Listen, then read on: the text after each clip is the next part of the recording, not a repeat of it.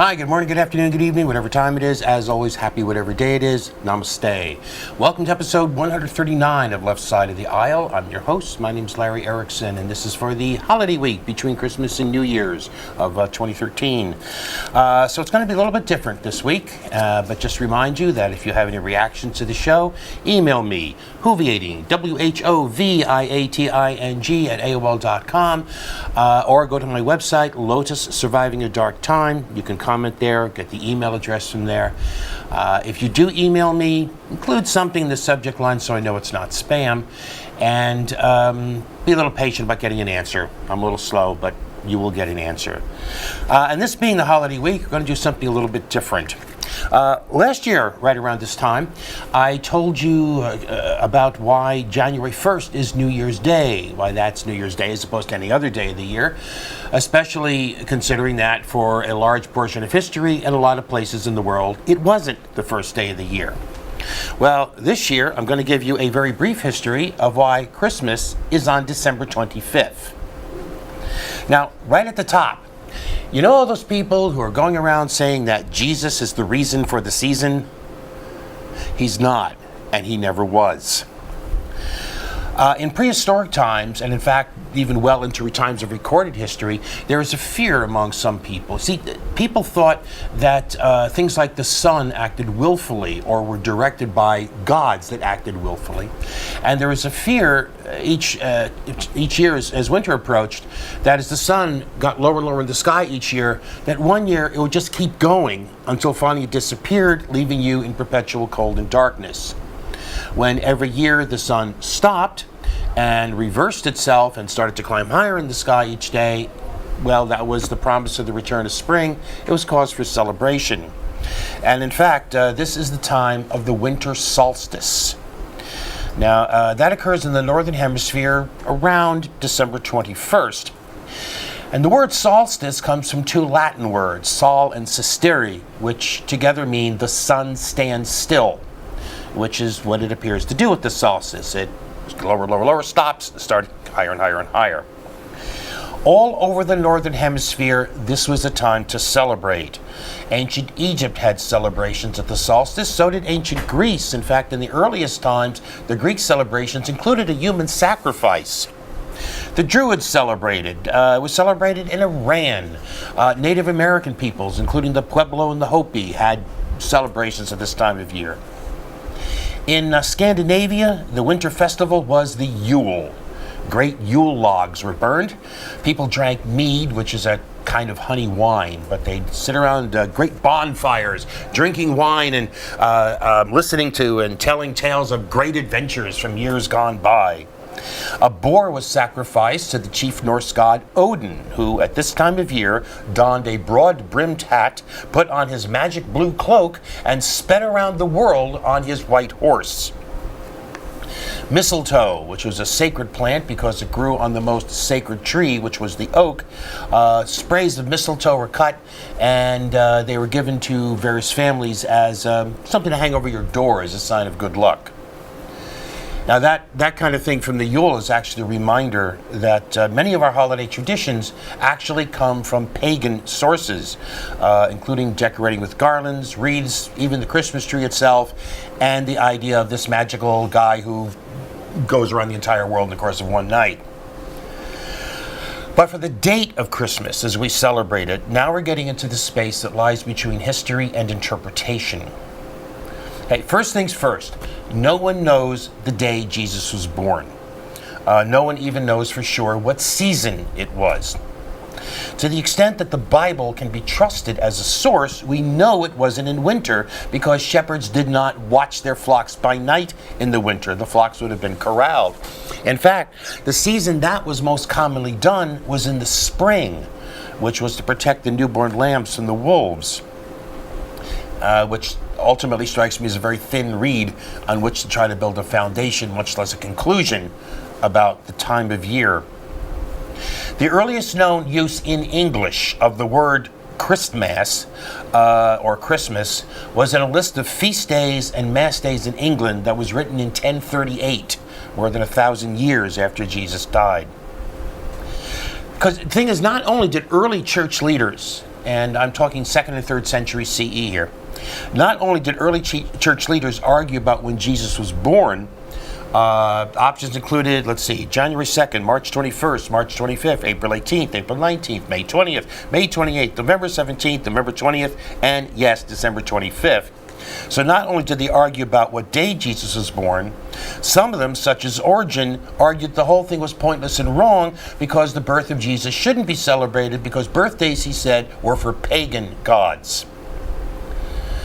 Even so, by the mid-3rd century or so, the idea for having a day to celebrate the birth of Jesus was well established. And December 25th by then was pretty much accepted as the particular day.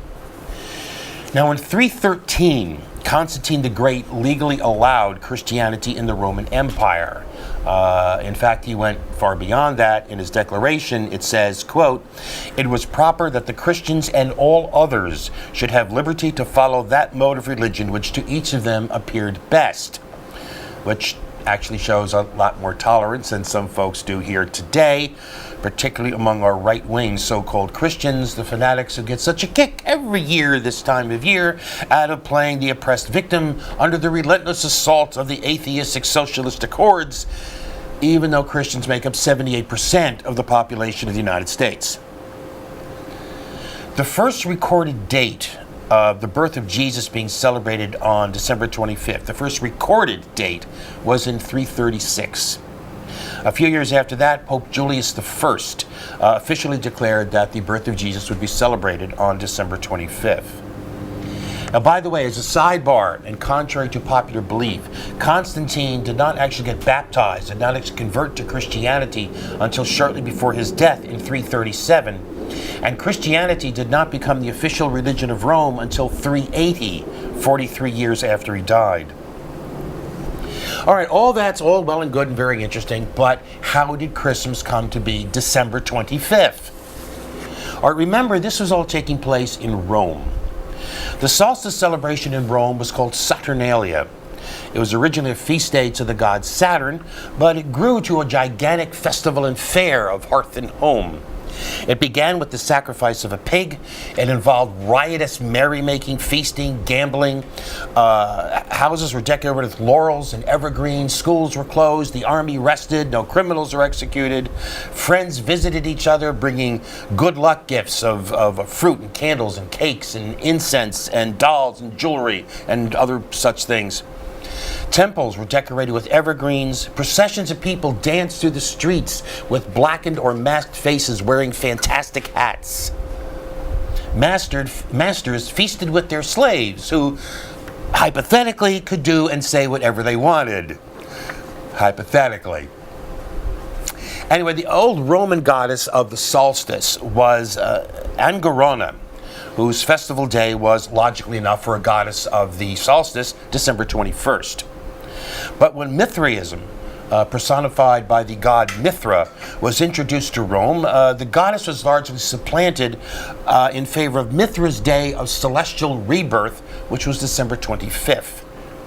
Mithra himself was a combination of earlier beliefs, and he then became amalgamated with a Roman god named Solus Indigeni, which that god in turn had come from the Pelasgian titan of light named Helios. So we've got a combination being combined with another combination being to produce a new being called Solus Invicta, the invincible sun. And Mithra's day became Dies Natalis Solus Invicti, the birthday of the unconquerable sun. When the Emperor Aurelian proclaimed Mithraism as the official religion of the Roman Empire in 274, the day became an official holiday. Okay, so put it all together. Before Constantine the Great issued his Edict of Milan, being a Christian in Rome could get you killed. Refusal to participate in the imperial cult was considered treason. During the Great Persecution carried out by Diocletian in the period 303 to 311, Christian buildings and the homes of Christians were torn down. Their books were taken and burned. Christians were arrested, tortured, mutilated, burned, starved, and sent into gladiatorial contests for the amusement of spectators. So the thing is, if you wanted to celebrate the birth of the man that you regarded as your savior, You had to hide it. Well, since the time is purely symbolic and basically more or less arbitrarily chosen because no one knows the actual date that it happened, what better time to do it than during Saturnalia, when everyone else was celebrating and no one would notice? And what better day to pick than December 25th, the birthday of the unconquerable sun? According to St. John Chrysostom, who was the Bishop of Constantinople, he was writing in the late 4th or the very early 5th centuries, quoting him, "The Roman Church purposefully placed the keeping of Christmas between two popular folk festivals, Saturnalia and the College of January, in order to give Christians something to celebrate about undisturbed while others were engaged in secular merrymaking." By the year 354 CE, December 25th had been accepted in Rome as the date of the Feast of Christ, or Christ Mass, Christmas. Gradually, most of the rest of the Christian church agreed. Once Christianity became the legal religion of Rome, the church began appropriating what old pagan customs it could, with the result that the merry side of Saturnalia was gradually adopted, then adapted to the observance of Christmas. By 1100, Christmas was the peak celebration of the year for all of Europe. Now, in New England, Christmas is actually a relatively recent holiday. Among the early European settlers of the area, and by which I mean the people of Plymouth and Boston, Christmas was regarded as a pagan celebration with no biblical justification. In fact, there were laws against it. In his journal entry for 1621, Plymouth Colony Governor William Bradford recalled what he called a passage of mirth rather than of weight. This is quoting Bradford. On the day called Christmas Day, the governor called them out to work, as was used, but most of this new company, this is actually referring to some people who had arrived in Plymouth the month before, in November 1621. Most of this new company excused themselves and said it went against their consciences to work on that day. So the governor told them that if they made it a matter of conscience, he would spare them till they were better informed. So he led away the rest and left them. But when they came home at noon from their work, he found them in the street at play, openly, some pitching the bar and some at stool ball and such like sports. So he went to them and took away their implements and told them that it was against his conscience that they should play and others work. If they made the keeping of it a matter of devotion, let them keep to their houses, but there be no gaming or reveling in the streets. Since which time, and he was actually writing this about 10 or 12 years after the fact, since which time nothing has been attempted that way, at least openly. In 1659, the Mass Bay Colony, that is Boston, specifically banned celebrating Christmas altogether. That ban remained in place until 1681. Even then, the first recorded celebration of Christmas wasn't for another 5 years until 1686. For many years, Thanksgiving remained the most important seasonal holiday in New England. Now, there was a religious revival in the U.S. in the early 1800s, and that spurred some renewed interest in Christmas in the country. Particularly, this was in the South. And in 1837, Louisiana became the first state to make it a holiday. New England, however, continued to lag behind. In Plymouth, the first time Christmas was even mentioned in the town's oldest newspaper was in 1825. But once it got rolling, it developed pretty quickly, actually. In 1856, Henry Wadsworth Longfellow wrote that the old Puritan feeling prevents Christmas from being a cheerful, hearty holiday. But, he said, we are in a transition state. And by 1860, that same Plymouth newspaper was filled with ads for Christmas presents, and by the end of the century, Christmas was as much a part of Plymouth as it had become for the rest of the country. And that, folks, is why Christmas is on December 25th. Because Christians hid within, then adopted, then adapted pagan celebrations of the winter solstice. So, in the spirit of Constantine, let me say Merry Christmas, Happy Kwanzaa. I know I'm a few weeks late with this, but Happy Hanukkah anyway. Happy Festivus, and for the atheists like me, Happy Winter Solstice. Happy holidays to all of us, because like the man in the story said, we are halfway out of the dark. We're going to take a break.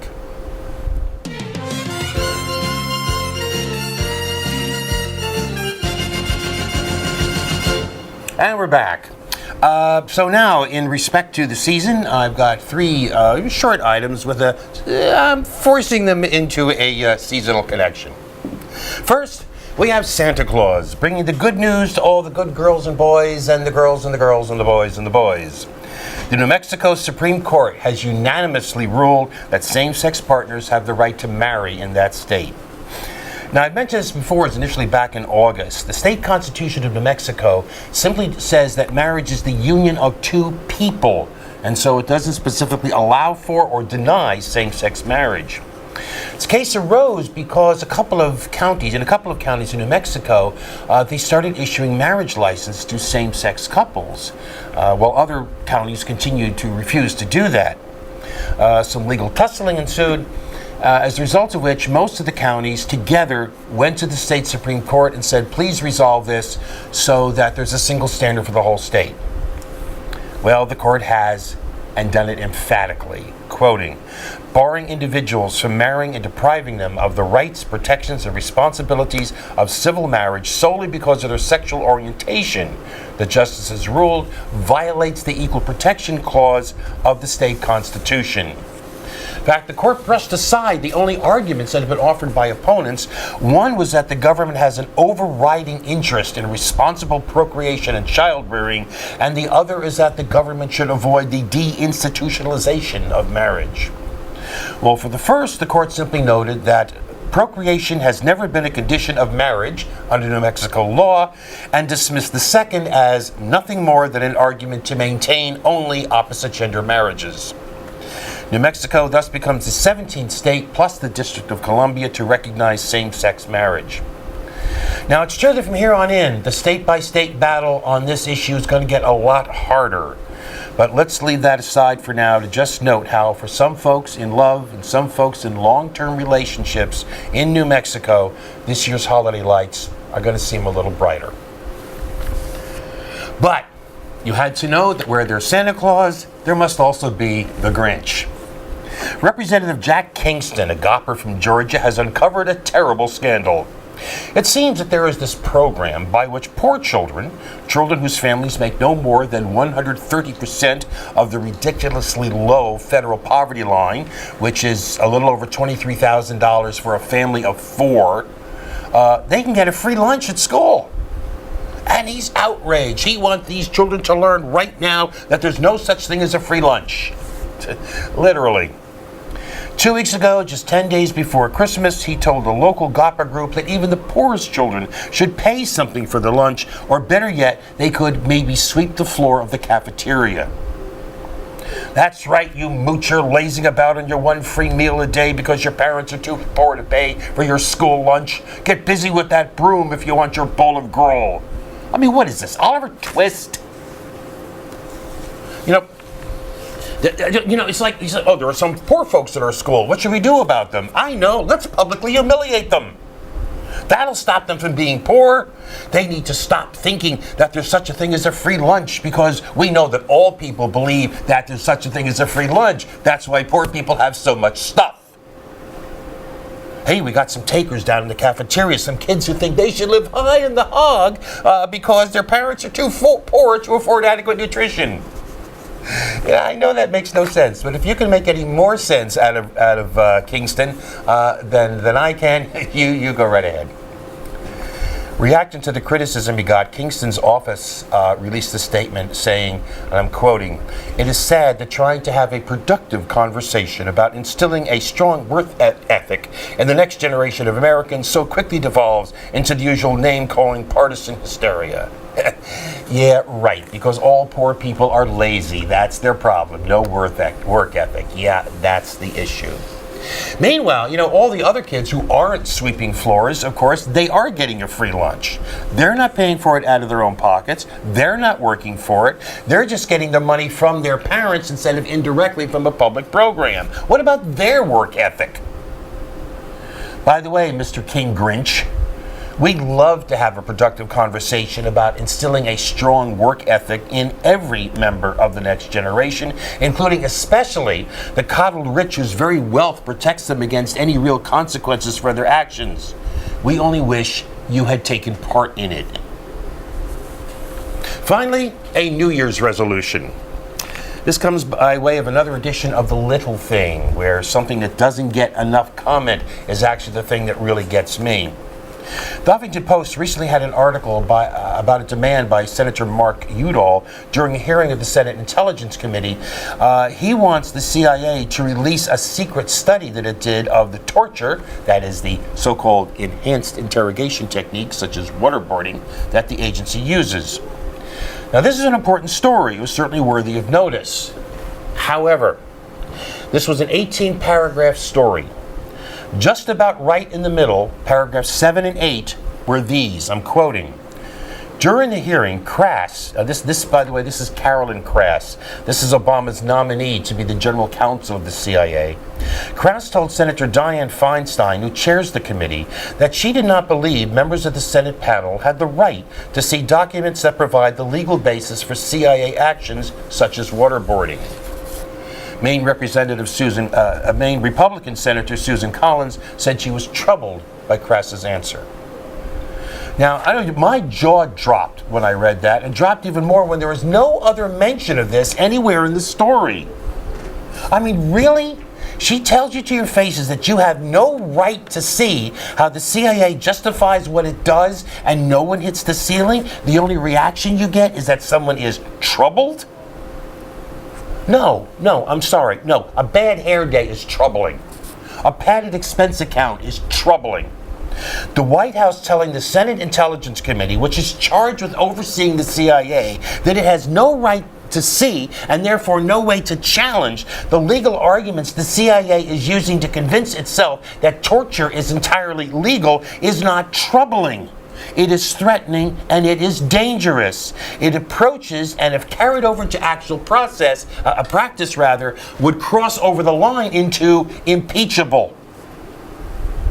So this is my New Year's resolution for 2014. The next time some Obamabot tries to tell me that criticizing the amazing Mr. O marks me as some kind of closet conservative, or says anything about 11-dimensional chess, I am going to smack them right upside the head. I am past all patience. All right, we're going to finish out on a happier note. We're going to finish up with a couple of things from our occasional feature and another thing, which is generally about cool science stuff. Well, it's long been held that physical characteristics, as opposed to socialization, are transferred from one generation to the next through genes. There's an old idea, commonly called Lamarckism, after Jean-Baptiste Lamarck, which held that the life experiences of parents, their acquired characteristics, could be passed on to their offspring. Well, that idea is known to be wrong. Mostly. It now develops that learned experiences can be transferred to offspring, not by a different mechanism than genes, which remain the only way this information is transmitted, but by potentially affecting how genes are marked by other molecules. Such markings are called epigenetic changes, and they can affect which genes are turned on or off, that is, how the genes are expressed. It develops that some of these changes are maintained across generations. In a new study, researchers say that they have found specific learned information can be transmitted through epigenetic changes in sperm, at least with traumatic experiences, at least in mice. What they did is they taught some mice to fear a certain scent, and then allowed those mice to mate and produce offspring, and discovered that the offspring showed the same fear response to that scent, even though they never experienced it before. What's more, the next generation also showed that response. And they actually were able to relate this behavior to changes in brain regions used to detect smells, and with epigenetic marks in the sperm on the gene responsible for detecting that smell. So, Jean-Baptiste Lamarck, you were still wrong, just not as wrong as we thought. And the more we learn about biology and evolution, the more amazing the whole thing becomes. All right, second, moving off the planet, the evidence that Mars was once a wet planet where life might have existed just keeps on growing. New analysis of rocks connected by the Curiosity rover reveals that there was once fresh water on Mars right where Curiosity landed. Researchers believe that dried up lake bed may have supported colonies of microbes, the same type found in caves and hydrothermal vents on Earth. What's more, they now have reason to believe that life emerged about 3.5 billion years ago right around the same time life was forming here. John P. Grotzinger, the project scientist for the mission, said that all the essential ingredients for life were present. A couple of billion years ago, Mars was quite Earth-like, which he said is pretty cool, and I think so too. All right, I saved the best for last. I want to get this in. We have to start with two things. First, we're used to thinking of an electron as little thingies that orbit the nucleus of an atom. Okay, for now, don't worry about shells and superpositions and clouds and all the rest, just thingies. And with the wonderful duality that lies at the heart of quantum physics, electrons can be regarded as point particles with no dimensions, or they can also be regarded as very, very tiny spheres. Okay, the second thing. There is a flaw hidden in the so-called standard model of particle physics. See, the Big Bang, the start of the observable universe, should have produced equal numbers of particles and antiparticles. But particles and antiparticles annihilate each other back to pure energy, so we shouldn't be here. Obviously, that didn't happen because we're here, which means that there had to be more particles and antiparticles, and no one actually knows why. The difference didn't have to be big, but it had to be there. Well, there are several hypotheses that go beyond the standard model to try to answer that question and figure out just what it is we're missing in our understanding of the universe. There's an experiment that's sitting in the large basement of Oxford Street in Cambridge, which has been trying to answer that question by measuring the lumpiness of electrons. See, the standard model says that electrons must be completely, or at least almost perfectly spherical.